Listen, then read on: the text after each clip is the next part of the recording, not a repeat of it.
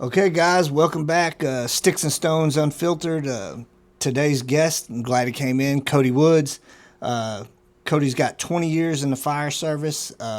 We actually worked together for, what we do, 5 years together Probably so. at a city department, and now he's working for a federal fire department. He also did 3 years as an emergency manager, so I'm looking forward to digging into the story with you today, and it's going to be a good one, man. Yeah, for sure. I Looking forward appreciate to you it. coming bet, down. anytime. Well, so little background on yourself. I mean, where were you raised? So I was raised, same as the guest you had last time, Guthrie. I was over in Wilburton, raised there my whole life. Went to school at Wilburton all through school. Grew up north of Wilburton a little bit, out by Robbers Cave. It was a really cool place to grow up, out in the mountains and the pines. And as a crow flies, probably 5 miles from the actual cave itself. Really? Yeah, Did you really spend a lot of time out there? Me and my brother were in the woods constantly. I bet. Yeah. Yeah, out there, cowboys and Indians. Pretty much that, or fishing, or running around with a BB gun, shooting birds, or whatever. Yeah. Yeah. It has been pretty interesting because I think every guest we've had on so far has had some tie to Wilburton. Really? Either living there or went to school. School. At Eastern. Sure. But I love Wilburton. Yeah. I mean, like it's a good place, It's good all right. people. When I first got into emergency services, I was working for Wadley's there. Right. Station doesn't even exist now. They bulldozed it, and Not there. Yeah. I think they got like a head start in the Yeah. pasture now. Choctaw Head Starts there. Yeah. So, you and your brother. So, is he in fire service too? He's a volunteer with Wilburton Fire. Okay. Yeah. Good. That's a good volunteer department Pretty over good, there. yeah. Been over there to train with them a couple times. Yep. So, I think maybe we might be getting their retired chief on before too long. Get his Okay, cool. perspective and stuff. Yeah. So, so as far as upbringing, like you raised right there, what'd you do school wise, stuff like that? Yeah. Typical small town. Played football. Ran a little bit of track. Played baseball. All through school, I was in 4-H, FFA, super involved with that. My dad was in agriculture. He taught at Eastern for 30-something years. Taught forestry. He was the dean of agriculture for a time. So heavy agriculture background. Like I said, raised livestock, showed livestock all through school. And matter of fact, when I graduated high school, I went to Eastern for ag ed to be an ag teacher. Graduated there and went to Oklahoma State and Stillwater for ag ed. Ended up kind of a different path. I was just burnt out with school, and the fire service kind of always had my heart, and it's what I wanted to do. But I was a volunteer around Wilburton at a little department, actually adjacent to Robbers Cave. It's called Ash Creek Fire Department. Okay. Very small little department, but did that in high school and when I was in college at Wilburton. But for some reason, never thought of it as a career. I just kind of always thought the volunteer side. But when I was in Stillwater, I'd see these guys, rolling through campus, and I was like, man, I want to do that. Yeah, So- yeah. I wonder how many guys have went to Stillwater for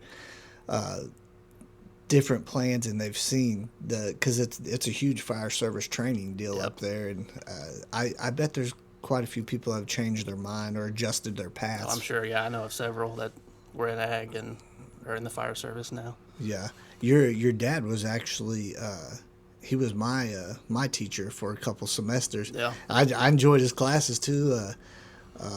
But yeah, I ended up taking those classes. The job I had at the time in the fire service, if you had so many forestry classes, you could get a promotion. Right.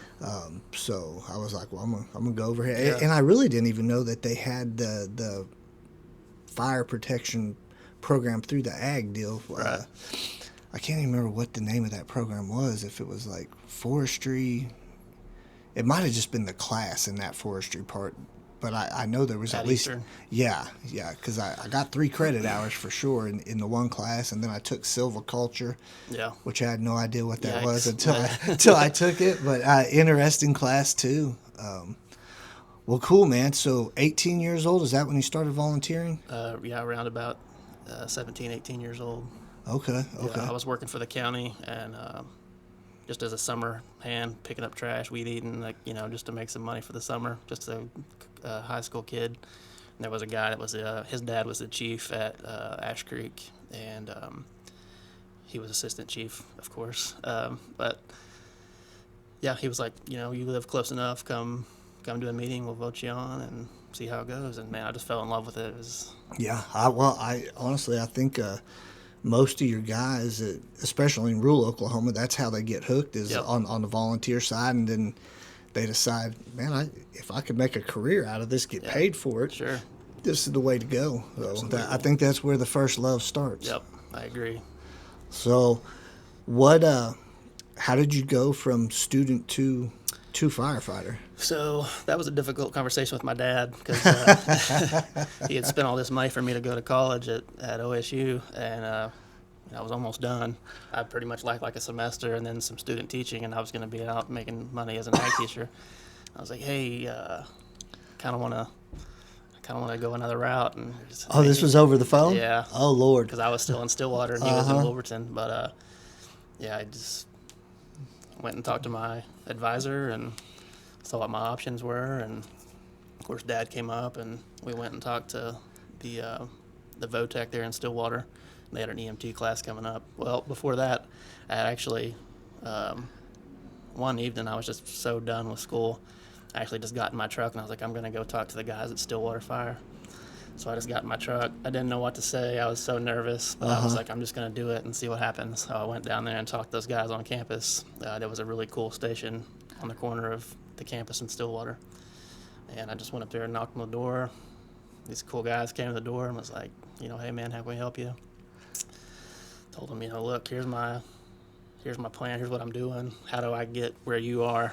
They were like, man, the best advice we can give you, and I still give advice to this day, go to EMT school because you pretty much cannot get hired without your EMT. Yeah. So I went that afternoon and talked to the admission lady at the VOTEC there in Stillwater, Meridian Tech, I believe his name. Yeah, took the EMT up there. Yeah. I think people, nobody understands how many firefighters the tech centers actually produce because, like you said, I think it is.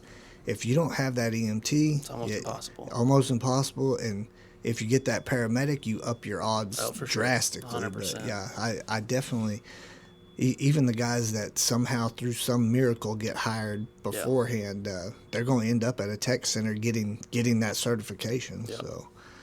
So you go from tech center, they get you enrolled, and then you do your clinicals and everything up there. I did. I actually got to ride out with Stillwater Fire. I rode the ambulance a little bit, and then there was a battalion chief. He had his own ride, and he would kind of jump calls so I could get my hours. Really? And calls, yeah. So I rode with the battalion, and that was really cool. Yeah. It's like, man, this is what I want to do. I'm so hooked. Definitely Yeah. hooked in, right? So yeah, finished up there. I went through the Firefighter 1 Academy by myself. Well, actually, me and a buddy went, but I'm on my own dime. Just went through the Firefighter 1 Academy in Stillwater. In Stillwater? Yep. Really? I didn't know you could go on your own dime back then. Yeah. Well, that's cool. Yeah, That's we cool. just decided we were going to do it, and I was like, if this is what I want to do, then Yeah. it's cheaper than college. So A lot cheaper than college. we did that, and Is that guy working somewhere now? now he's in oil field. Oh, okay. Yep. Okay. But I came back to Wilburton, and it was slow to get hired back then. Just like you and Rick talked about, it was hard to get on. I applied Fort Smith, Oklahoma City, Tulsa, Joplin. I was ready to go anywhere. I didn't have any ties really anywhere, so I was just ready to go. Yeah. Get out of Wilburton and make something of myself. Yeah. I remember the department we ended up getting on, like, it was 80 dudes in a fire Yeah. bay, when you applied, and it ain't like that anymore. No, not at but- all. Like y'all talked about, like they'll do they have one person apply and they'll hold a special day for them to come run, and it's just nuts. Yeah, it is. 'Cause I don't even know how I would have handled it if it would have just been me that showed up. Right. How many times did you apply with the department we both ended up getting on? One time. One time? One time. One and done, really? Which I didn't get hired the first round. They hired 3, and I guess I was number 4. One of the guys ended up leaving. So, I think I applied 3 times when I finally got on the city department there, and we lucked out. Me and Jimmy Forehand, we came in together. We were litter buddies. We went to the fire academy That's a good together. person to come in with. He is. He's definitely high on my list of favorite people. Yep, love that guy. But yeah, we went to the fire academy together. We actually got hired, I want to say 15 days apart. Like, I got hired on the 1st and he got hired on the 15th, or whatever the pay periods were. Right, yeah. And I started April 16th. April 16th? Or March 16th of 2011. 2011. I think we started in 08. 08. I still remember you coming on, though. Yeah. Yeah. It was good times back then. It was. I did enjoy it. It was, we were pretty tight-knit back then. Yeah, it was a good crew. What were the pluses to working at the city department? So I really enjoyed the outstations and just being there with your buddy, basically, hanging out. Kind of had a little bit of free reign. Just, you'd call your captain and be like, hey, we're going to run to Walmart and grab groceries, or we need to go do this or that. It was just like, cool, go do it. So when you hired on with the outstation, was it was it 3 stations or 4 stations yet? 4, yeah. 4 stations? Mm-hmm. Okay. And so, like, you were at an outstation, were you and one other person working? Yep. Okay. For my first few months, you start out at the main station with the captain, you're kind of under his supervision and, kind of getting a lay of the land and a feel for everything. I worked for Rob at a time, too. So, Big Rob. Big Rob, yep. Big Rob. I always loved Big Rob. Yep, he's a good one. I see him driving around on his Harley every once in a while now, Yeah. and you can't miss him. Nope. Big Rob's about 6'3" and all man. Yeah, he's a man. So, Yeah, I worked with him and eventually got moved out to Station 2 over here by the baseball fields. And I believe I was with Mike Durant and Donk. yeah. Yeah. Donk's still there. I know. It's crazy. I think he just made lieutenant. Like, Really? Yeah. So, like, he definitely gonna be the senior lieutenant. Yeah. I think he's got like 30 years in now or something. He's Hard got to to be believe. close. Yeah. I remember when we hired in my first house fire I made. I hadn't even met everybody on the shift yet, and it was a floor heater, and it was on fire, and we got in there, and Donk's there with the chainsaw, cutting into the floor, and it was like, this was my first fire, Like, I don't even think I'd been to fire 1 yet. It was just like hey, rookie, stand back, watch some this, stuff, yeah. and Donk's over here is a big beast of a man, and it was my first experience with a chainsaw inside of a house. Yeah. It was definitely it was pretty crazy. But so, how long did it take once you got on the department to where you were running the ambulance by yourself or with another person? So I ended up having to go through EMT school again here in McAllister because I had waited so long because I had to come back from Stillwater and work oil field because it took way too long to get hired. So you didn't take your test? No. Oh yeah, well, I had taken it a couple times and failed. Close, but no cigar. Right. And then That 1 point will get you for it sure. sure will. That I know several guys I know one guy that's a lieutenant over there right now, and he went to paramedic school, and he went like a year and a half without taking the test, and I was like, bro, you have got to take that test. Gotta Like, be fresh for sure. yeah. So yeah, I did that. I passed it first try after that. Comanche Tech was a little bit better school anyways than what I had in Stillwater.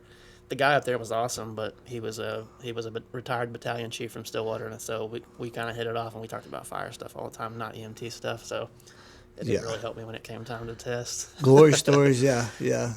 Sometimes you gotta get that book smarts, Yeah. and then once you get that, you get the real world experience for Right. sure. How did it go? Like for the process, rookie to Yeah, I mean, I was rookie for the year probation period or whatever it is, and then made driver operator within the 3 years, and then when I left in 2018, I was up for lieutenant.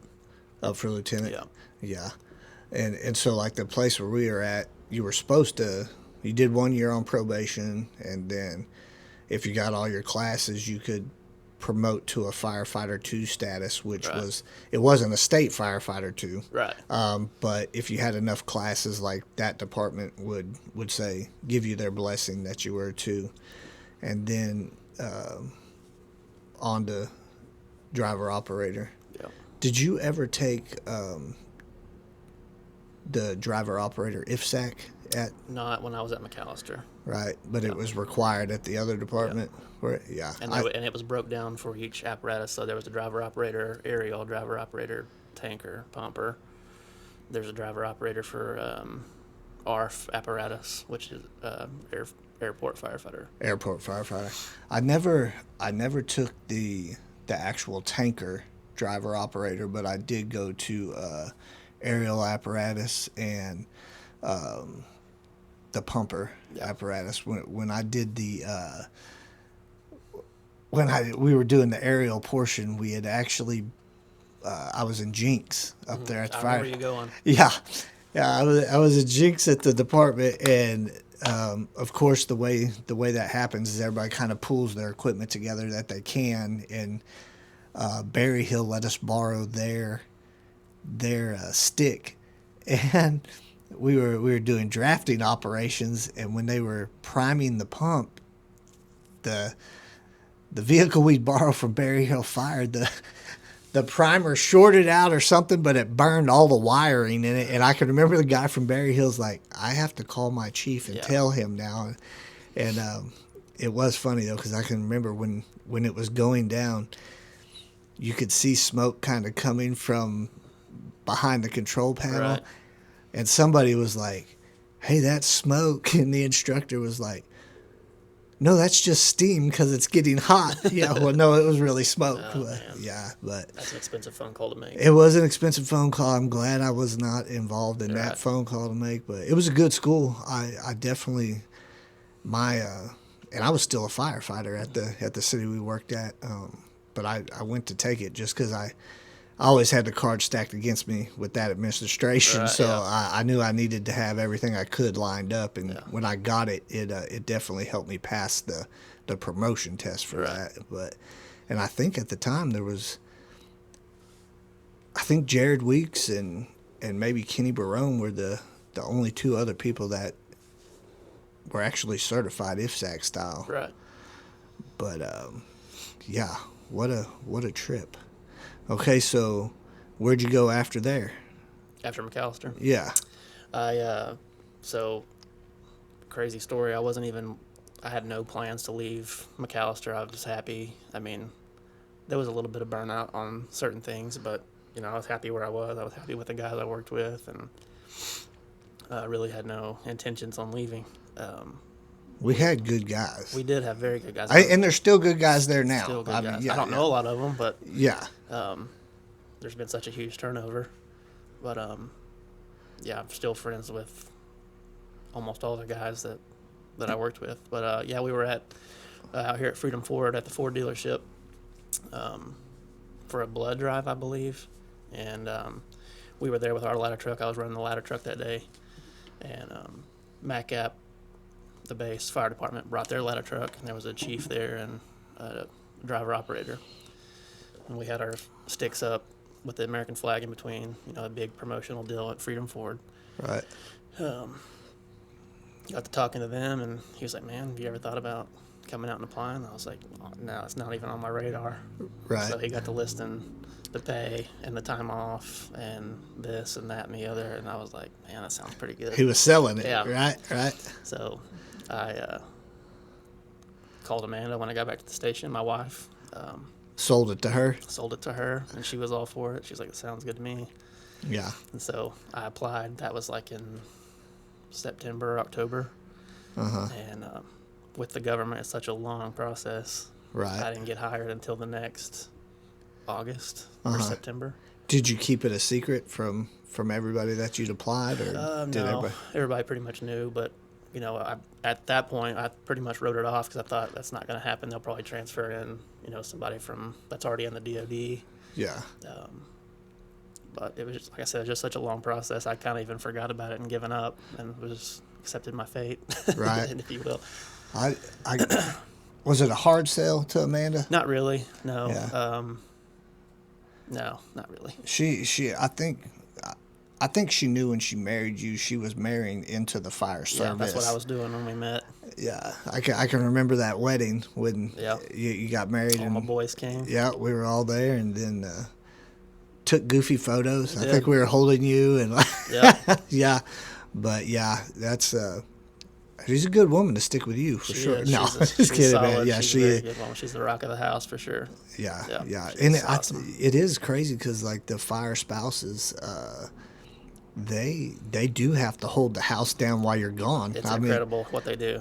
yeah, Not just mine. I mean, all of them. yeah, yeah. I mean, my wife she's been a rock star. I mean, Yeah. I've got the phone call before where Oh, yeah. I was heard 911 call like, hey, there's leaking coming from the roof. Yeah, but I've and- had to make a haul an ass home to fix this or that. Or just the other day, we had storm damage and the roof got partially blown off, and I was rushing home to get that, driving through, 3 feet deep water to get there, and I was just sending it. So Yeah, you gotta go. You gotta go. Like, because when they call, that there is, if they're calling you while you're on duty, like something's wrong. You got to get there quick because they hire or take care of all the stuff that happens. The Yeah. dogs run off. There's minor stuff. can't find the chickens. Yeah, chickens are gone. Yeah.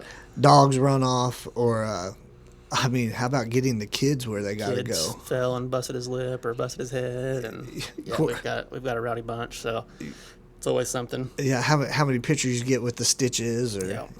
but yeah, I do think you lucked out with her, and She's I know I awesome. lucked out with mine. Yeah, So. very fortunate, and we've been married going on 13, 14 years. Jeez Louise. Yeah, I guess. Well, yeah, I looked at the pictures the other day, and I had a lot of hair. yeah. I'm bald Not so now, gray. yeah. Gray. I wish I had Right. gray. It's gone. Okay, so a year later, you get hired on there. We were camped out at Eufaula in the camper, and I got an email traffic that was like, hey, be expecting a phone call. This is what we're going to be offering. I was like, holy crap, it's happening. And so I didn't have very good service all day long. I was checking my phone, and finally the HR department calls me and like, hey, this is what we got. And it was a substantially lower number pay-wise than what Than what you were expecting. what I was advertised. And I was like, hold on a minute, I gotta think about that. And she's like, well, you have to let me know pretty quick. And so I, fortunate enough to know some of the guys out there, so I called, I believe he was assistant chief at the time. I was like, hey man, this is what they're telling me. I said, I can't come out there for, $26,000. There's no way. And he was like, no, that's not right. He's like, our pay scale is totally different than a regular GS government scale. He's like, we have built-in overtime and in-tour overtime, I guess is what you'd call it. That's built in. And he's like, they don't know our pay scale. He's like, let me send it to you. You can look at it and then call her back. And so he sent it to me on my phone, and I got to look in. And I was like, yeah, I can do that. I can go out there for that. And I think that is like for like fire and EMS, it is a culture shock or just a shock in general when you see the base pay. Yeah. Because that base pay with, what did you call it? Our in-tour overtime. In-tour, in-tour overtime. So like on the civilian side, we're calling it FLSA or, Sure. just the normal overtime. Like where I'm at, you're built in 8 hours, Yeah. 8 hours every And week. it's at a higher rate, a time and a half. Yeah. So if you go off just base pay 40 hours, like there ain't no way. But when you actually talk somebody that's in it, so I'm glad that guy sent you the. Oh, me too. you- Actually, there was some guy that was gonna come with me. There was about 4 of us that applied together. And we're just gonna go, and I guess they ended up scaring them off, and they were like, I'm just going to stay where I'm at. But I knew a couple that got cold feet. Suddenly they were like, "Oh no," but and I thought, am I making the wrong decision here? I had to pray about it and talk to Amanda, and I called my dad, and I value his opinion quite a bit, and he's smart and smarter than me. yeah, And just sent it and felt good about it, and I felt like it was placed in my lap there for a reason. Because, like I said, it wasn't even on my radar to move. right. So I just went with it, and it's worked out good. Well, that's good. That's good. I mean, the department we worked for. I mean, the guys that didn't go with you, they were made up by other guys that didn't go, Right. or did go. I know there's at least. Is there 4 out there from the city we worked at, or is there 3 out there? 3, I believe. 3. Yeah. And the 3 that went, they're solid dudes. Very solid. Yeah. I definitely was sad to see all 3 of y'all that left. I was Right. like, man, good. Matter of fact, whenever I got hired at the city, it was because my captain now left to go out there for production, and then ended up getting transferred over to the fire department. So Really? I took his spot when he left the city. Because let's see, yeah, Maxwell. You took Maxwell's spot? Yeah. Okay. And then Tyler Martin at Tulsa now. Yeah. He got hired in my hiring round, and then Weeks, I believe, or maybe it was Chris Williams. Anyways, Yeah. that Man, group. it's crazy to think that like everybody you just named no longer works Yeah. at the city anymore. So Maxwell's your captain now? So was my captain. Okay. As far as I know, I had Maxwell's first structure fire. Really? I know it was one of the first for sure for Yeah. him. There was a garage that was on fire. And you know how everybody packs their garages around here. Yeah, mine's the same way. Yeah, we're in there and he's in there. And you know how gently we move stuff. And Sure. He was in there with us. And yeah, I see him every once in a while. He's got family or he's tied in real close with the Pittsburgh community, with the schools. They come and watch Yeah. quite a few of the games. Yeah, I think his wife's really into the sports. Yeah, his little boy's running wild. Yeah. So it's always fun to see, too. I'm like, you got your hands full, Oh, boy. yeah. So, yeah. Yeah, solid group. Tell me about day one after fire when you first showed up versus day one at the base when you first showed up. Yeah, so showing up for my first shift at the city, I was so nervous and excited, though. I was super excited. Oh, yeah. And very proud. But just a lot to learn, a lot to take in. And it was the same way when I went out there. I wasn't as nervous because I've, had almost 8 years in. I was pretty confident in my skill set. But, yeah, just learning. I'm from a small town, so learning all the city streets, I was so nervous and really didn't know where I was going or anything. But I had Barone to show me the ropes, and he was good. He was really good to me. Yeah. And Yeah, he was my driver for, and by my driver, I mean I was his firefighter Right. for a long time, and he was a hell of a driver. Yep, he's he good. He did real well with me. he was solid on extrication, and yeah, he showed me a lot. Yeah, and he had a bunch of years on volunteer departments too before he Yep. got hired full time. And Crabs, I believe. I think most of his time was like maybe with Hartshorn. Okay. And That's then right, yeah. right before he hired on, I think he was at Krebs Fire, which is, I mean, for the people that don't know, Krebs Fires, they're salty. Oh, I yeah, mean, they're I good. mean, like I was always excited or happy to see them coming if Yeah. we needed help. yeah, 'cause well, those guys were always training. I Yeah. mean, like they were on top of their game. So, that's something else we can get into later with the training. But yeah. oh yeah, Yeah. for sure, for sure. But, So and then my first day at MACAP, it was a little bit of a culture shock because it's so different than the city. It's I don't know, you feel kind of isolated out there because you're behind gates, and it's like a whole other little city out there, but very different than running around the city of McAllister. what about structure wise? I mean, was it So- when you went to work at the base? How many guys were at your at your station there versus in the city? So everybody that's in the city, all the guys that we have on duty at the city is at one station out there. We only have one station. So if there's 8, I believe our minimum in town was 8 or 9. Yeah, depending on who they Right, were yeah, counting that day. exactly. Like today we're counting administration, tomorrow we're not Right. counting it. Yeah. And it's kind of the same way out there. Sometimes we count inspectors, but yeah, everybody's right there at one station. And so, I don't know, you get a little more. You got a full camaraderie. truck Oh, rolling. yeah, and- you have a full truck or a full engine crew, full medic crew, and then if you have a couple spares for ladder truck or a rescue truck. Yeah. What about like culture wise with the departments? Like, how was it compared to? I mean, it's kind of a tough comparison. It is tough. I guess because you came into the city when we were pretty tight, Yeah. pretty close knit. And I feel like it was pretty much that way my whole time, my whole career in town. Yeah. Out there, it's I don't know, it's a little. We still have a really tight crew, and we're still buddies. But just the structure of the way the department is, all of your admin is at the station as well, so it's a little colder, I guess you could say, a little not so homey. Right. Well, I guess you got to be a little bit more squared away Sure. because you're Yeah, you're right there with your brass. right. Yeah, I'm trying to remember what department.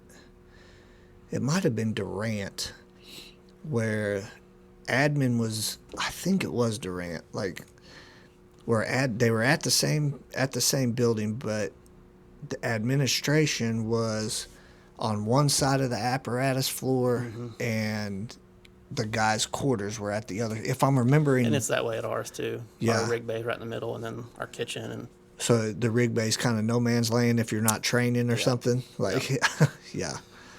in which here lately we have, which for another reason, but we have a table set up in the rig bay now where we hang out. Yeah. So we're not cooped up in our rooms, kind of being isolated. And that was kind of the problem is they didn't really want us hanging out on the other side because we had a day room and we have a patio. It's a nice station, but it didn't want us to be seen sitting around. So Right. now we're in the rig bay. I mean, in the rig bay too. Like, I do like the rig I bay do too. table deal because Yeah.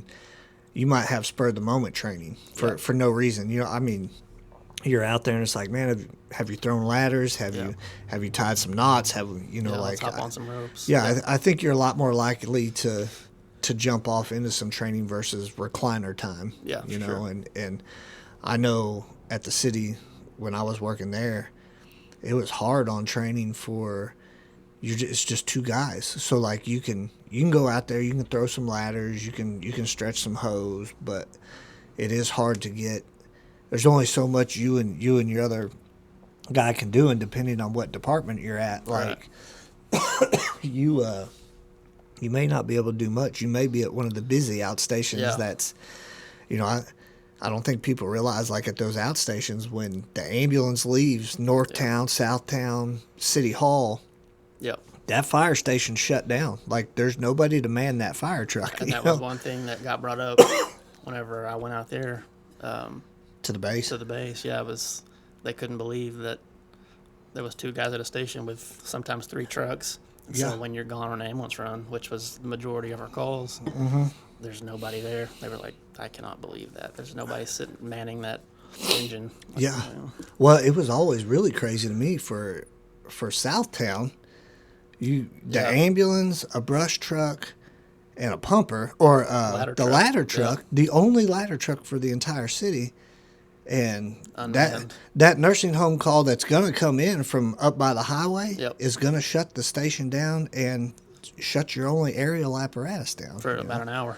Yeah, at a least, time, yeah. at least. So, but yeah, but so you guys fully manned a truck, like pretty much out Yep. there where you're at Yeah, now. we roll together anytime the medic gets a call. The truck rolls. Uh-huh.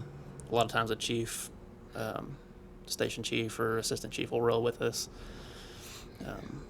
And then anytime we get a structure call or a fire alarm, Uh-huh. the ambulance rolls with us, and the chief rolls too. I got you. I got you. So it's pretty cool to have all the manpower because I'm used to manhandling somebody with just me and another dude. Yeah, yeah. That was. I can remember when I hurt my back the first time, and I actually had to go see the doctor up in Oklahoma City, and the doctor was like, "Well, how'd you hurt your back?" And I was like, "Well, I was lifting the patient on the cot," and he's like, "What do you mean you're lifting the patient on the cot?" And I was like, "Well, we don't have power cots." No. What do you mean you don't? I was like, "We don't have power cots. Like it's all ass. You Yep. gotta lift it." And he just looked at me and just kind of shook his head. I was like, "It's not my fault, bro. Yeah, I'm it not is the what one it over is. purchasing That's right. equipment, So, and little did I know, like that injury then was probably going to be that was it for me. I Yeah. mean, it definitely, and if we'd have had proper equipment, I think I'd still be in the game. Yeah. It's really sad because I love it. I mean, fire service, best job in the world. It is. I mean, you the brotherhood, like it's real. It's you'll make friendships with people, but I am probably bitter over the fact that we did I not can have the understand proper that. equipment. But Yeah, it wasn't until right at the end of my career we even got the X-frame cots that were even a little bit easier. Yeah. We had the old slamming the metal cot yeah, into the H style cots that were terrible. yeah, I definitely And that was another determining factor of me deciding to go the other route. I was like, I've seen Rivers get hurt, another back injury. It's just I was like, I don't. that cat's back. Yeah, When he hurt his the first time, my God, and he showed the X-ray, I was surprised he was still walking. Yeah. I mean, because that thing, the damn vertebrae was shifted in his Yeah. back. I was like, holy shit, man! Like, I felt bad for myself, but I really felt bad for him. it's terrible. Ended up having to sell that badass Harley he had and all kinds of shit because of that. But well, training wise, what was the training? What was your favorite training that you ever had? I guess with the fire service so far. I'm a fan of the rescue series. I wouldn't say that I'm an expert at anything. I mean, the moment you think that you're an expert at anything in the fire service, it's when you're going to get humbled really quick. But Super quick. yeah, but I would say I'm pretty salty with the rescue stuff, and I enjoy it very much. The water rescue, that's probably my favorite. Ropes, I love it. Yeah. So me and a couple other guys have kind of taken that on where we are now, and we have some pretty awesome equipment. We have here in the past year we've gotten some awesome stuff. Yeah. Did y'all get rope stuff or We got rope stuff. We got the clutch and the Oh, yeah. capto. It's the new stuff that's in it's awesome. crazy? I'm like from where it was. yeah, from a bar rack or a figure eight. Yeah, man. Like it's. But back in the day, you remember you thought, well, we were on cutting edge back then, Sure, but yeah. now I'm like, so much easier. easy. I mean, And like firefighter proof.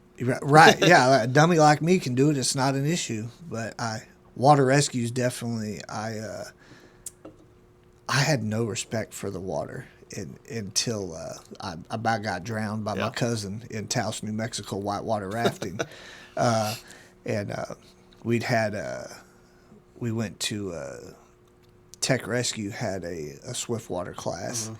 Thank God, because what I learned in that class saved me in that river. Yeah, But I definitely had a new respect for it then. I mean, because it'll kill you. oh, it's relentless. It will There's kill you. constant pressure. But I love the water rescue. Except when it's cold. Yeah, it sucks. We had a class in April that I went to, and I about froze to death. Yeah, I think some of our guys went to that. Yeah, about froze to death. Got it done, Yep. but I just Painfully. yeah, yeah, freezing. But so where you're at now, do they get you to training pretty often? Or? Yeah, it kind of depends on the government funding and red tape and all that kind of good stuff. But yeah, pretty much any class I've ever wanted to go to, I've gotten to go like pretty awesome world class training. I've been to Alabama Fire College for rescue and confined space. I've gone to Texas for water rescue. Got to train with Texas Task Force One with helicopter. I mean, Really? badass dudes that really do it. Right. And yeah, it was awesome. Yeah, that's cool, man. The Texas Task Force, I was seeing they had their apps open for their task force, and their hours away. Like it was a much you could be further away than you can in Oklahoma. Right. That was always one of, and if I could have changed anything about my deal with the fire services, I would have got closer to a metro. Same. And would have got closer to the metro to maybe open up some more avenues. Because we're just down here in this city, just outside of what you can Right. to apply for Yeah. the Oklahoma Task Force. I'm about to choke to death today. Like, what training wise, like for your promotions out there, you actually like you have to have certain Yeah. trainings. Yeah. So there's I believe it's through the Air Force. Okay. They're kind of the fire service gurus in the Department of Defense. They kind of write the curriculum and everything kind of goes through the Air Force. But yeah, you take their classes online, and you are able to go to another base, another Air Force base, and do hands-on training or whatever. But a lot of it's online. Okay. As long as Okay. you have that piece of paper saying that you completed it and passed your test, you're good to go. Right. Right. So. Which was a lot different than the hands-on stuff here in town, and that's a whole separate issue. But Right. Right. I don't think there's any substitute for hands-on there's not. training No, there's for absolutely sure. not. And that's the unfortunate thing about the fire service sometimes is that people put a lot of weight in a piece of paper.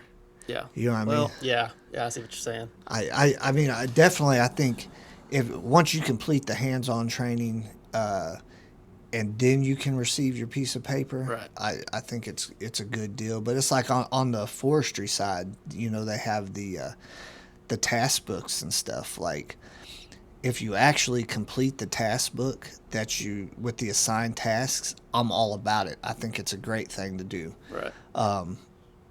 But a lot of places pencil whip the hell out of those task books. Like, Oh, oh yeah, yeah. I mean, like some dudes completed a task book in a month, and I'm like, nah. There's no way.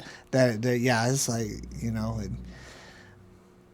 it is kind of crazy. You think back to it, but so what is required when you guys go out there? What is your first position? So you're a probationary firefighter. Probation. So do you have to have so many trainings to move to just firefighter? No, it's just a kind of a time and grade deal, Okay. and then, but I mean, it is firefighter 1, firefighter 2. You're So when you hire in, you have to have that, or you're expected to have that? you're expected to have that. Okay. Yeah, we have hired guys with absolutely nothing, Uh-huh. just because they were good dudes and felt like we could live with them for 48 hours. Right. And then you guys send them off Yeah. to Alabama, or? So now they'll go the fire academy in Camden, Arkansas, I believe. Okay. Send them out there, and they're gone for a couple months, 3-4 months. Really? Yeah. Well, and so when they finish that, what do they come back with? So they'll come back with firefighter 1, firefighter 2, hazmat tech, I believe. Really? I think they probably have EMT. I'm not 100% sure on that. I know we've had to send some guys to the VOTEC, and then we've done. I think we did a remote EMT class online. Okay. I mean, it was like I don't know what you call it, but the video conference thing. Oh, I got you. I when I got my EMT intermediate, dinosaur cert, but Right. I actually went out to your current department, and that's where I took it. They were teaching it in house, and they actually opened it up. I was the only one that went from the city department, but it worked out well for me because they were teaching like each day was on 2 different classes, Right. or each class was on 2 different days, and I'm pretty sure I was in that class with y'all's assistant chief now, or Sean. Yep. Is the assistant chief? He is assistant Yeah, chief, we yep. were both in that class, and then me, him, and Tommy all ended up caravanning down to Texas to take our skills tests. Yeah. Yeah, drive down there, stay the night, get up, take the test, drive straight back. Yeah. But yeah, that's a long time ago. So when you go from firefighter out there, what's the next position? Engineer. Engineer. So Yeah. what's the search for that? So you'll have to do your driver operator aerial, driver operator tanker, and then driver operator engine Okay, and or so pumper. and you got to get certified in that before Yeah. you can move on. Yep. And then for officer 1, officer 2. Yep. Yeah. Instructor. Okay. Instructor 1. Yeah. That makes sense. And there's some other small classes. I think there's like telecom 1 and 2. It's kind of a DoD thing Oh, for okay. like dispatching, which we don't dispatch often, but when I first started out there, we did have to man the dispatch overnight. We had a dispatcher from there assigned to the fire department. She was there from I think 6 to 4. What's like your that. total staffing out there? Like top down? Yeah. I think there's like 40, probably 42, 45 of us. 42, 45. How Something many? like that. How many line guys? I think if we're fully staffed, there's like 12 per shift. Okay. Yeah. Okay. 12. That's a good amount. Yeah. I mean, you're on a huge installation. Yeah, it's but, big. like, I think like 45,000 acres. yeah, quite a few. Yeah, it's a bunch. Yeah. Do y'all still have that tank looking fire brush truck? Oh or yeah. what? Yeah. Yep, the tracks. The tracks. Yeah. Yeah. I remember seeing that thing. Just it looked like Mad Max. It's a beast. Yeah. Who gets to drive that? Whoever's assigned to brush fires that day. Really? Yep. Yeah. You got to go to school, or it's No, an I mean, it's in-house kinda, training yeah, for that. Hop on and let me show you how this thing runs. Yeah. Oh man. Yeah, it's wild. That's crazy, man. What about like in the fire service, like best day or a day you thought you made the difference or you felt the best or? I know one. It was. I mean, it wasn't really anything out of the ordinary. Like, wasn't like a person or anything that we rescued. It was, but I remember it was me and Donk and Durant. We had got a ton of rain, kind of like this year. I mean, it was raining constantly, and we got a call for a dog in the canal, floating down the canal. Okay. So we respond in the ladder truck, and we're trying to catch this dog. And anyways, we get to the canal, and Donk's laying down on the bank, and he's got a hold of Durant. Durant's got a hold of me. I'm leaning out in the canal trying to grab this dog, and we weren't catching it, so we hop back in the truck and drive further down the canal.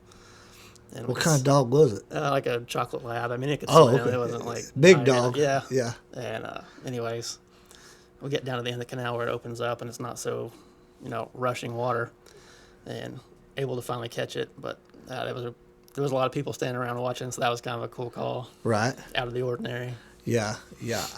It is the amount of water that can come to this city It's wild. is pretty amazing. It all Like, goes to one spot, so Yeah, yeah, and when it gets to cooking, it's cooking for Yeah. sure, for sure.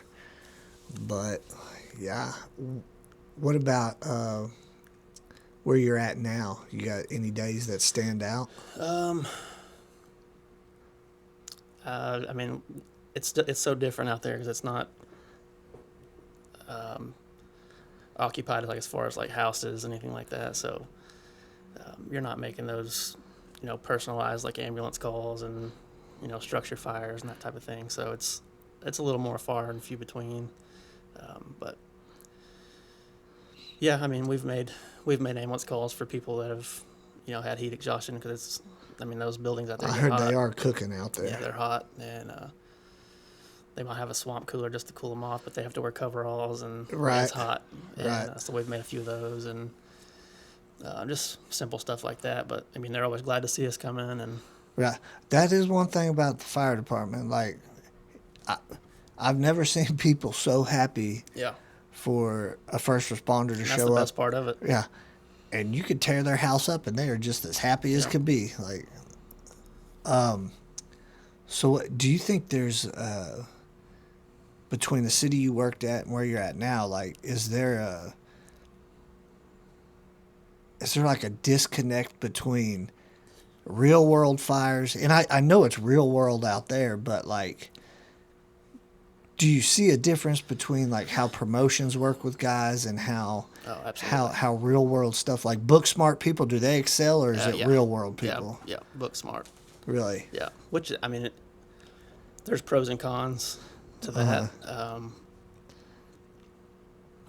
It almost feels like not really a slap in the face, I would say, but you know, you put so much time and effort into perfecting your skill and being proficient, and kicking indoors and saving lives, and then you go out there, it's a little more slow paced and not quite the call volume. And if you don't have this paper on or this class on paper, it's just like, well, what do you know? It's like, well, I've been there, I've done that. Yeah. I don't have the paper, but I ain't got the paper, but I've actually. let me hop on the computer for a day and I'll have the same cert, and Right. then I can promote. So yeah, it's a little bit aggravating, and that was a big culture shock. You know what I mean? Yeah. Well, I mean, there's a big difference between I'm in a training tower or I'm in a hot box Right. versus I'm on how many structure fires a year have Right. you because Yeah. there really is, like, I mean, a lot of places are getting better about their training fires, but it's still a training fire. Sure, It's yeah. you know what I mean, like Very there's still structured. structured safeties are in Yeah. place and stuff. Here's what you're gonna do. Yeah, And versus it's this is a hoarding house Yeah. that's got shit all over it. Oh, I yeah. mean, I remember I've never seen a dog tear somebody's mask apart in a training fire, but Right. Jeremy Ferris, he's fire marshal up there in OKC. Right. I'll never forget when the dog tore the damn his hose off of his mask, and he come out of the fire coughing and everything, and there's this hose hanging out there, and we're like, what happened? Dragging The a dog dog. tore it. Yeah. So real world, it is matters, different. And I think that's going to help me. Well, I know it's going to help me, long term. The guys that are out there, like I said, are great guys, and but I know they come to me a lot for, if real world stuff is happening. They're like, hey, what do you think? Like, here's what I would do.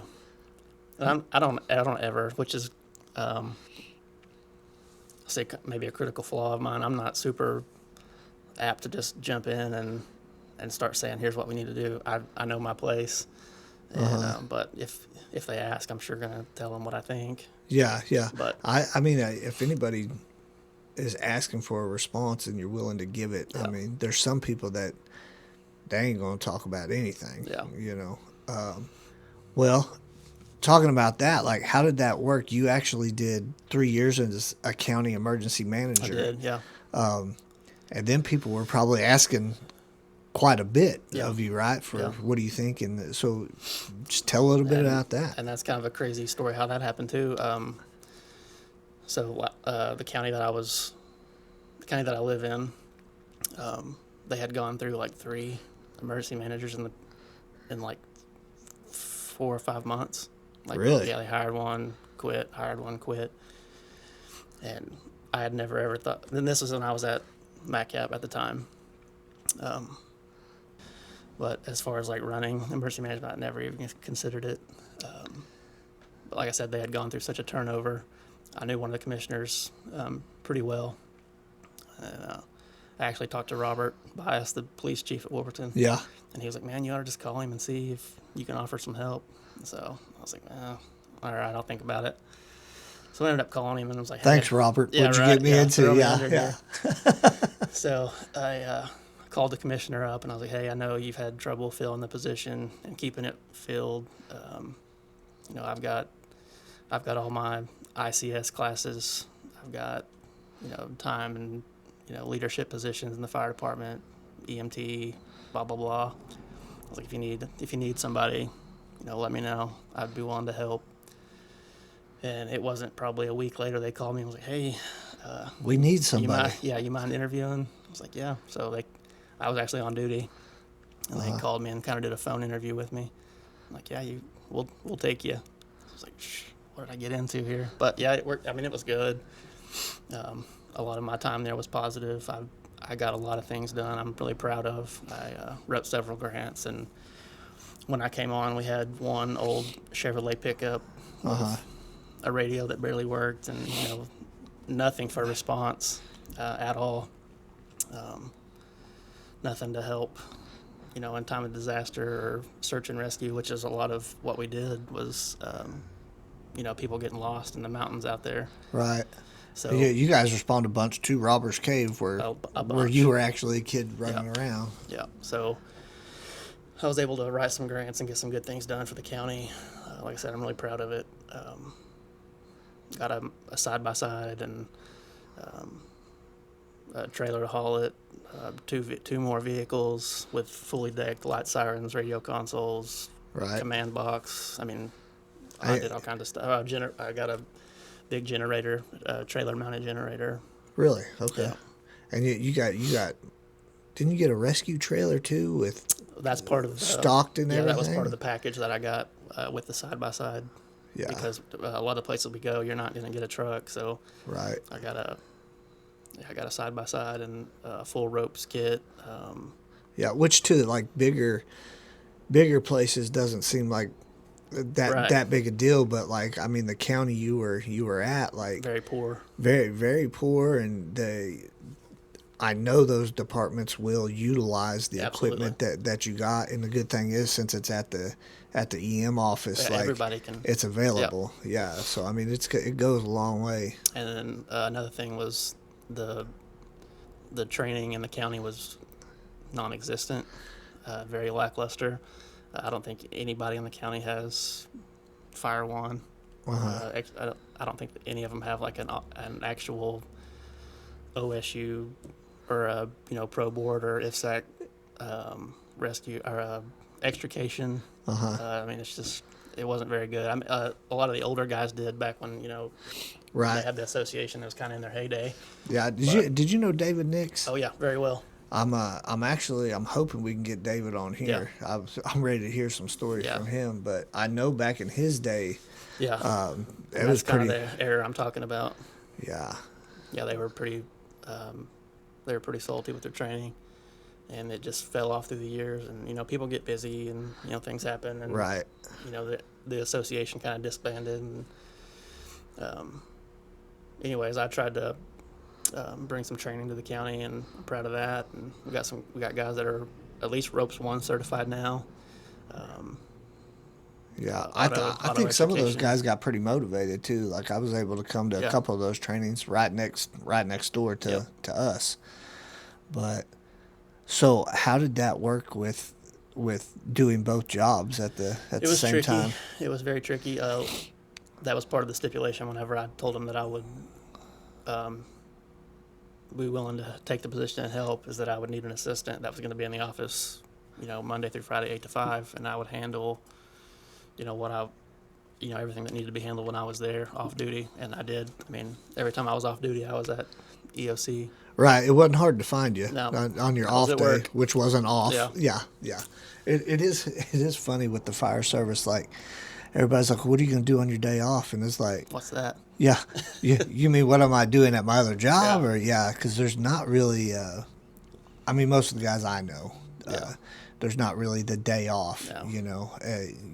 You Even have if- to schedule it. Right, and even if you don't have, a second job, you have stuff you're trying to catch up on at home, Right. just upkeep of your place and kids and taking care of the wife. And So what did Amanda think about you taking that position on too?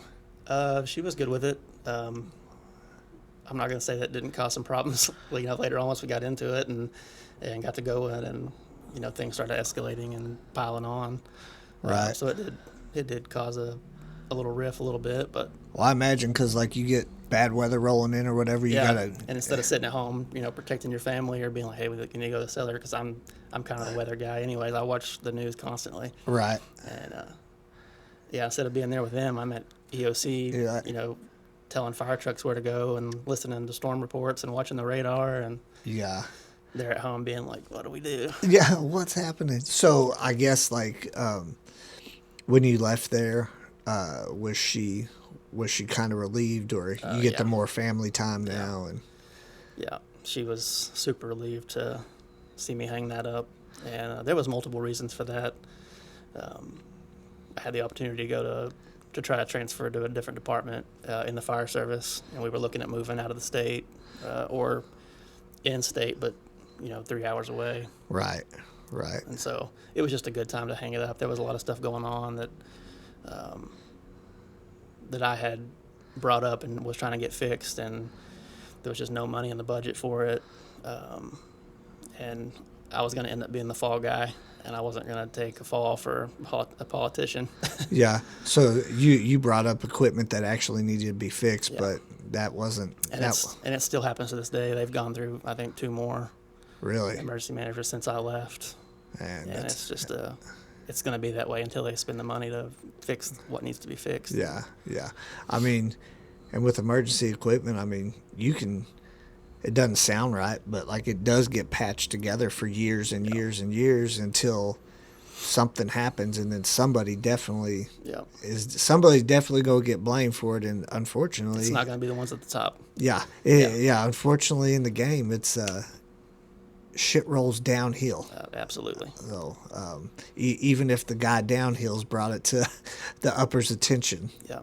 So Why didn't you fix that? It's like, well, I don't control the budget here, bud. yeah, I told you it needed Yeah. fixed, but you didn't want to fix that. Right. So yeah, you see that time and time again. Yeah. And I mean that's a lot of places you go when you're dealing with politics. Yeah. I mean, definitely a lot of examples this year in that for sure. Yeah. Is there one call that sticks out in your mind about like, man, there's definitely some calls that stick out in my head about how disgusting they were. Like, I have a ton of those. We get a call for a pedestrian versus a semi on 69 highway, and I was like, man, like still brand new. right. I was like, this sounds terrible, and it was. Actually, It yeah. was awful. Not only does it sound, it is going to be And, terrible. I just remember getting there and just immediately it started clicking. This is what you learned in EMT school. Here's what you need to do. It is crazy how like you just kind of go into the mode of you're going through the motions of what has to be done. Yeah. I mean, you're thinking, but it's still like, because I definitely, I mean, like there's been several times I've worked where I was picking up body parts Yeah, to send absolutely. with people to the funeral home Yeah. or with the medical examiner, and you're just like, ugh, okay. Yeah, and that was like the first fatality, like nasty call that I had been on, Yeah. where it was like, all right, so now we get done with that. What we doing for lunch? And it was just like, okay, that's what we're doing, I guess. Yeah, And yeah. it just, I mean, you kind of get numb to it after that. You definitely get numb to it. And I think that's like, it doesn't, if you're in the game of emergency services for any amount of time, you're going to have the first fatality. Yeah. Oh, you yeah. know, and like people don't talk about their first fatality or their first, holy shit, what was that I just saw? Yeah. And so like you're in the vehicle and your partner might be a 10-year veteran. Yeah. And it ain't shit to him. He's like, okay, we're gonna go over there and get the spaghetti platter, and Yeah, and right. you're thinking, huh? Like, Yeah, we did. I think we left that and we went to Subway and ordered a sandwich. And it was just like, that's so weird. Now Yeah. we're ordering, a Italian sub. So yeah, yeah. I and it is weird. I mean, and I think that's part of that's some of the stuff that first responders it becomes normal to us. It is normal, yeah. It becomes normal to us, but it's like it ain't. It's not not normal. normal because Right. like your everyday average person, I don't know. Like if I hadn't been in emergency services, I may have up to this point maybe seen 2 dead bodies in my whole life. right. But like, hell, I can tell you about hundreds. Yeah. I mean, it's not even an exaggeration. I mean, hundreds Yep. of bodies that you. Or how many people actually do CPR?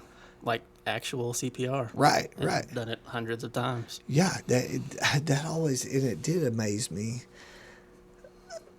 at how unsuccessful CPR It is is, too. A yeah. lot of the times, you know what I mean? It's like because they sell it to you like, and I think everybody should do CPR on Sure. somebody if they get the chance to save somebody, but like they kind of sell it like you do this CPR, they're gonna make it, Yeah. and it's like No.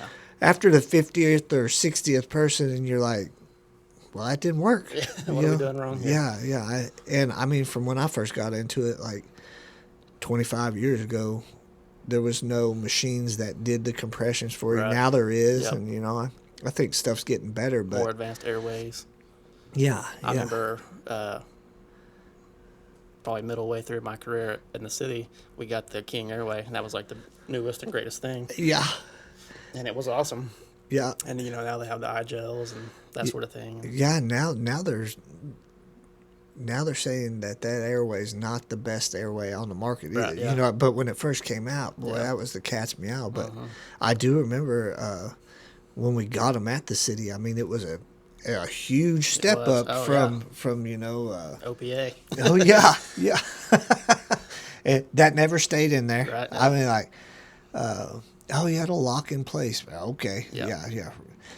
And that was the thing too. Like we worked so many codes A ton. for the city. It's like wild. yeah, and I remember having 3 in one day. yeah, 3. So you're working 3 bodies Yeah. in one day, and you might get lucky, you might get one back, but like in one day, you saw Yeah.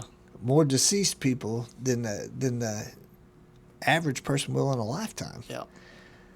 Did you ever go to a code where someone was doing CPR and the person was fighting them?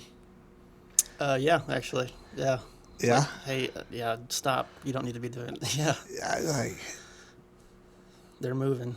You're good. yeah, it's amazing. People they panic They too. just see them down, and it's like, okay, I'm going to do CPR. Yeah, I mean, I guess it's better than doing nothing, but yeah. Well, I mean, if I'm fighting you or telling you stop, yeah. that's a good clue to not be pushing on my chest anymore.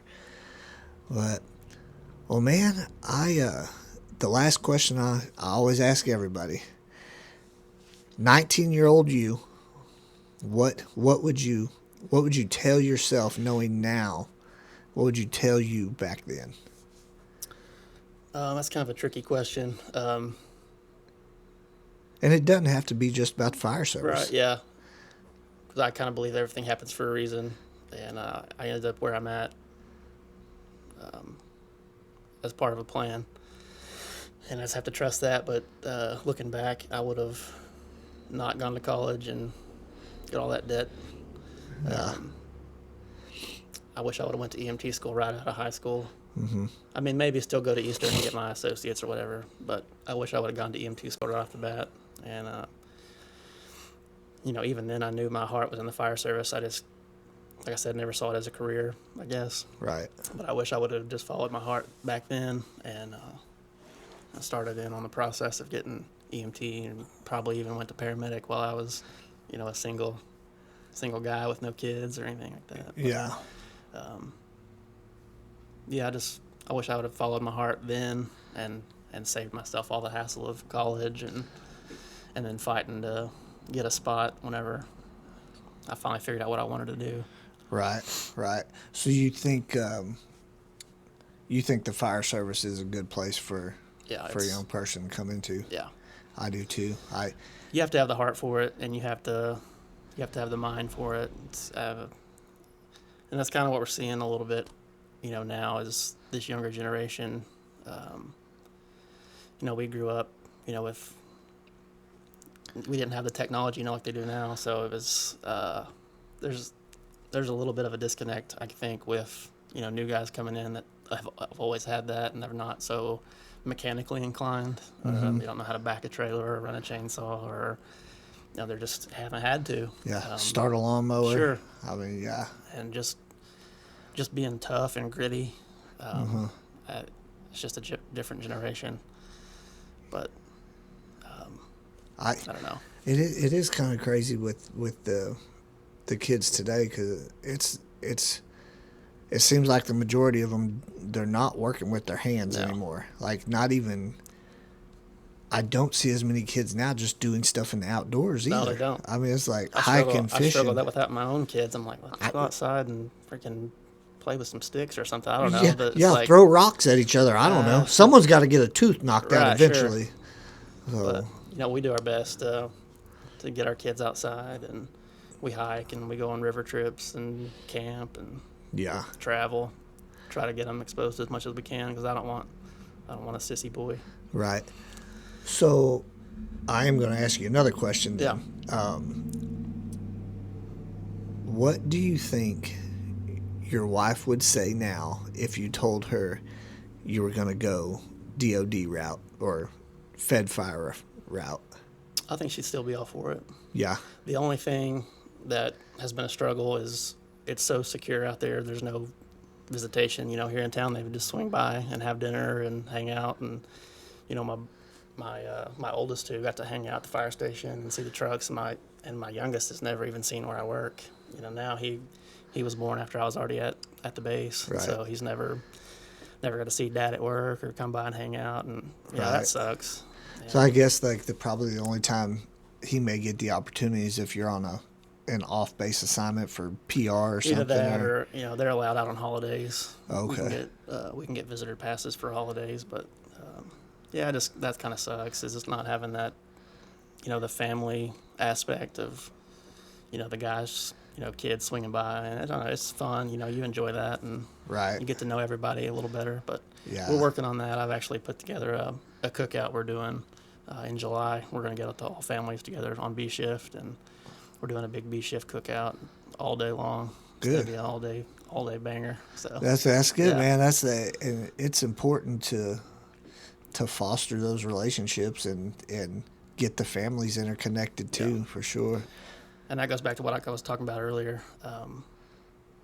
It was a little bit cold, at the station because we're right there with brass, and so it's not like we had one big room where we all slept together and laughed and joked and we were laying in bed. Right. Out there we have our own rooms like in a little apartment, and so everybody's kind of segregated and you just don't get as close. At the city fire department, brass is like lieutenants and captains. Right. So your guys, you don't have lieutenants or captains, or they are actually kind of separated from you guys too. So I would consider brass out there station chief, assistant chief, and then the chief. Our captains aren't Okay. what I would call brass, and lieutenants are not brass. Okay. As far as like a rank structure, like supervisor. Right. I mean, they do supervise the shift and supervise the truck or the engine or whatever. But as far as them being like a direct supervisor with power or whatever, it's not like that. Oh, okay. Okay. Yeah. Because I know where we were at. Like it was there. Everybody was in the party until you went to assistant chief or chief, Right. and then you were kind of administration. Yeah. Now, once you get to captain and you have aspirations to go a little higher, you may watch with the company you keep a little bit and yeah. what kind of stuff you're involved in. I think that's kind of how the So, city. The city. I think now even the lieutenants are going to have to. The way that the structure's set up there, like they've got to mind their P's and Q's a little better Sure. once they hit lieutenant. Like, you're either going to be a career lieutenant or Yeah. so. But okay, so before we're done, anything else you want to hit on training or the brotherhood or anything? Yeah. What I kind of found out when we were training, I was trying to, going back to the EM position, I was trying to bring training to the county. We'd always been kind of underserved as far as fire training goes. It was really hard to get those guys bought into official training. They were so used to just showing up on a work night and let's break the jaws out and lift a 4x4 and play Jenga or whatever, Right. silly stuff. But I guess, you're still getting familiar with your tools, so I get that a little bit, but they were just kind of, I struggled with, especially the volunteer chiefs. As the EM. Right. All right. Who is this guy coming in telling us we need to do this training and that training? I've been doing this for 20 years. I'm the chief of the department, which to me, titles in the volunteer service is kind of useless. I mean, it's a popularity contest and who shows up the most, at least where I'm at. Yeah. And, Some places I definitely can see, like, you might have a dude that comes in and he has my grandpappy Yeah, right. and my pappy and then my dad, and then suddenly a year into it, now you're chief. Well, I don't know if you're doing any services to the community like that. Yeah, no. If any, well, yeah, you're providing a service, but how good of one are you providing? Probably not very.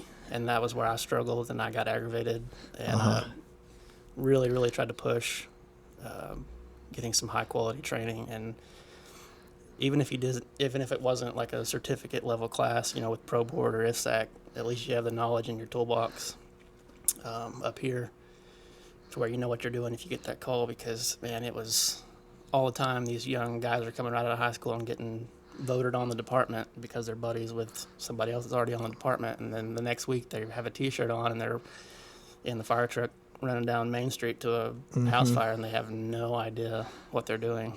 Right. They fake it till they make it, I guess, but it's just absolutely insane I to mean, me. a lot of times they get away with faking it till they make it, and then and it happens on the paid side too. That's true. I mean, it's if you don't know what you're doing, you can be more dangerous than the actual emergency. And that's one thing that's always bothered me with the volunteer fire service. I've always been big on training. I want to know what I'm doing. I don't want to look like an idiot on a scene.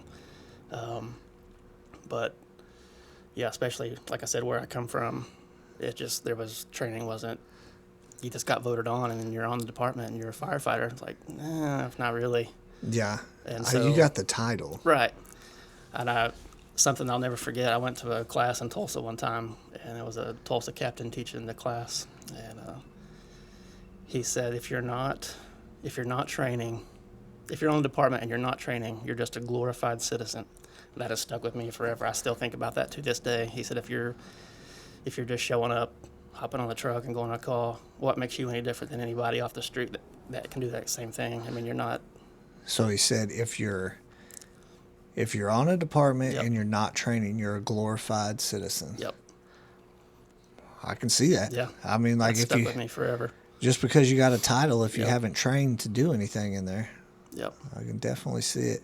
Man, go ahead. I was gonna say that's. I mean, I can't just show up to a police department and be like, "Hey, I want to be a volunteer cop," and then they're like, "All right, yeah, here's a car and a gun," and go. I mean, and to me, Good luck. being a firefighter is just as dangerous as a cop. You can't just go. You can't go down here to the plumbing company and be like, "I want to be a volunteer plumber." I mean, there's licenses. So it's always bothered me that the fire service is that way, that there's not some kind of oversight. Yeah, it's such a. I mean, even I agree with what you're saying for Right. sure. But it's kind of crazy because, like, I wish there was a standard that guys had to meet Yeah, that's on both sides, Right. that paid and volunteer, but a minimum of you have to be able to perform these skills just for safety reasons Sure. before we can let you loose, Right. know? And I mean, you're a reserve deputy, right? Still I'm full-time. full-time deputy. Yeah, So I went back to Eastern and I got and you. So got like my- a reserve deputy, even has to have a cleat Mm-hmm. certification that says I've done this, this, and this, and this, and I'm qualified to do this. But you don't have Yeah. to do that for a firefighter. That's nuts to me. Well, and so like the law enforcement game, depending on where you go, if you're in the county or the city, one of them's got like 6 months to send you to actual training, Right. and city's got you maybe But then, 3 months. then if you don't get to. Then you're done. Right, so yeah, that's what then I'm you're saying. done. I definitely, I do think like there has to be, like, structural firefighter used to be, it was the fast track to be able to fight structure. Right. Before Fire One. But I think the departments, they should definitely have something in place. Yeah. But it's just like the city we worked for. I mean, like, there was times guys were hired in and, well, you ain't supposed to be doing anything. And Right. next thing you know, you're in a house fire and this dude's second on the line behind me, pulling the hose from Right. me instead of pushing the hose to me. Right.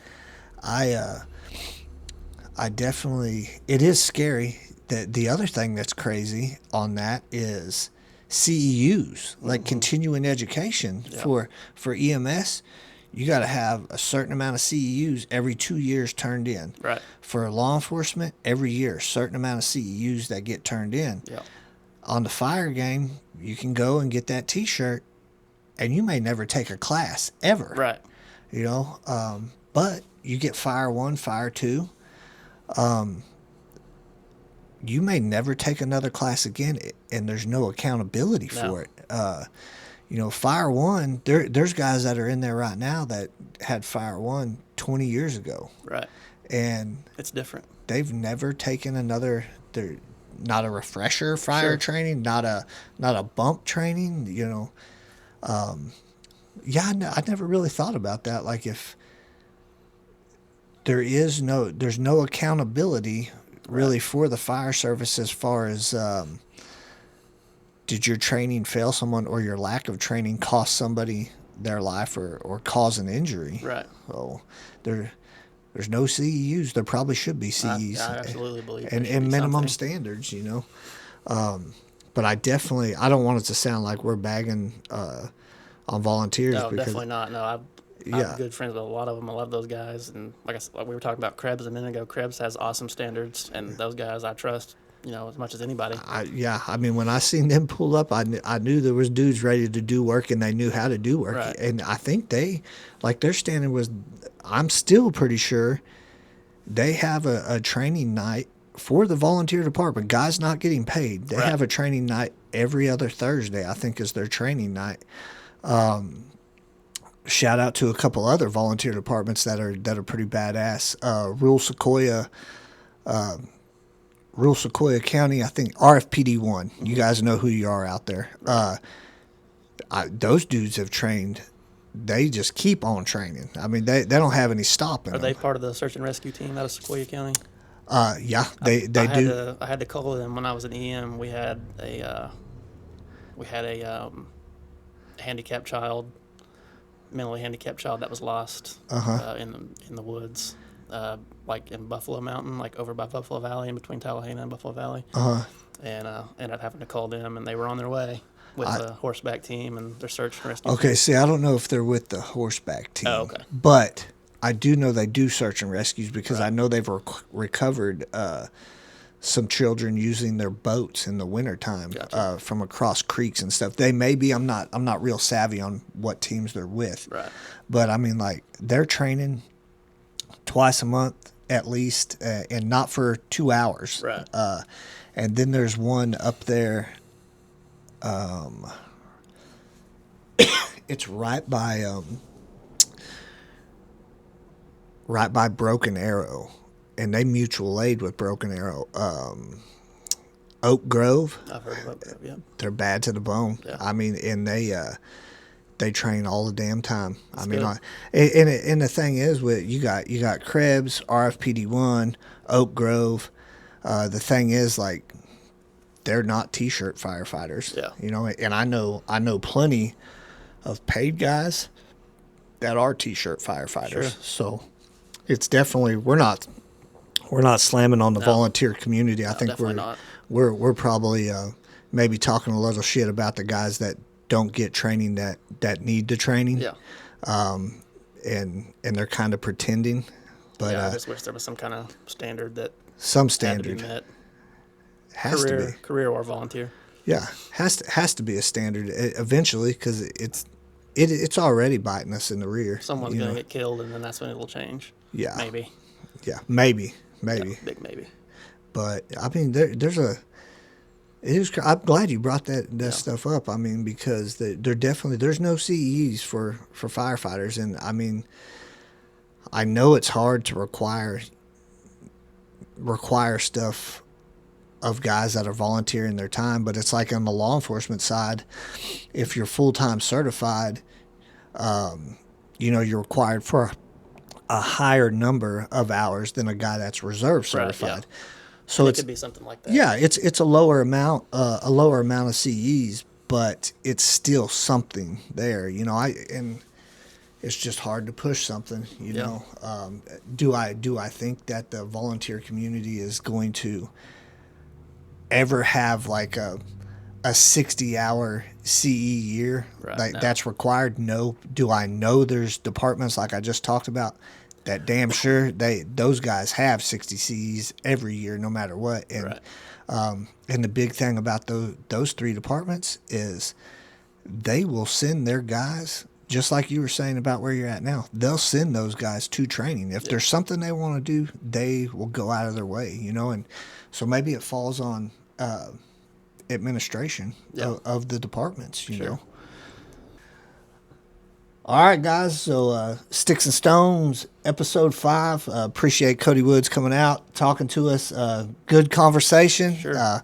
Man, definitely. I know you got off shift this morning and Yep, ready to go home. hung around town for me to get here. But thank you for coming. Yeah, bet. Thanks for having me. You guys like and subscribe. You get the opportunity. Somebody you guys want to see on here, shoot it in the comments. We'll try and make it happen. See y'all.